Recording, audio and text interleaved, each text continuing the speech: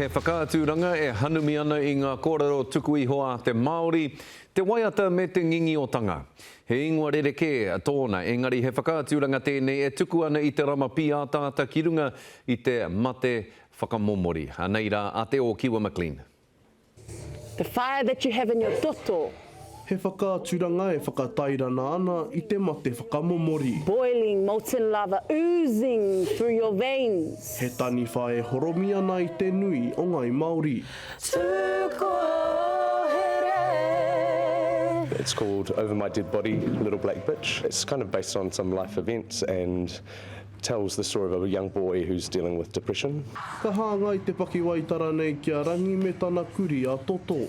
Ka pākia rangi e te hina pauritanga.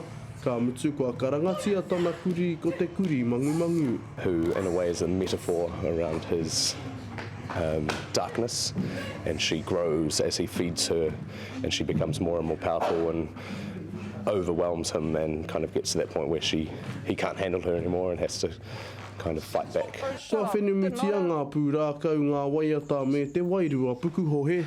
I wonder where it is now. What? The eel? Upset Creek? No, that dog. He oi mō ngā kiripua ki matua ko te whakaako ke I te tūmata nui mō ngā pānga o te tani whanei. Tō rāua aronga. This play is so heavy in its content. I kind of scare people because of me being the little black bitch, and me being an actor, I do portray that really well.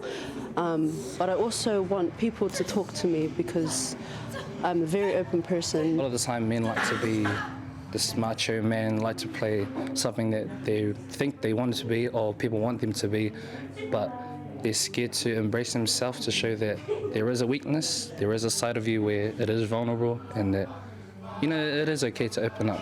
I whakawhiwhia tēnei whakaaturanga ki ngā tohu hirahira I te tau ka hori. Ka mutu he whakakōrero hoki I ngā whea ko ake o te mete mō te whakamomori. Hei tāna he rongoā kei roto I ngā mahi whakaari. We see our suicide statistics, and particularly in Māori in New Zealand, are hugely ridiculous in a way, and we need to do something about that. And this, through the form of theatre, is a way that we can explore that. E a ki ana tēnei whakaari I ngā tāne kia wāhia te wahangūtanga, e ke ai te kōrero mā te kōrero, ka mārama. Te o Kiwa McLean, te karere.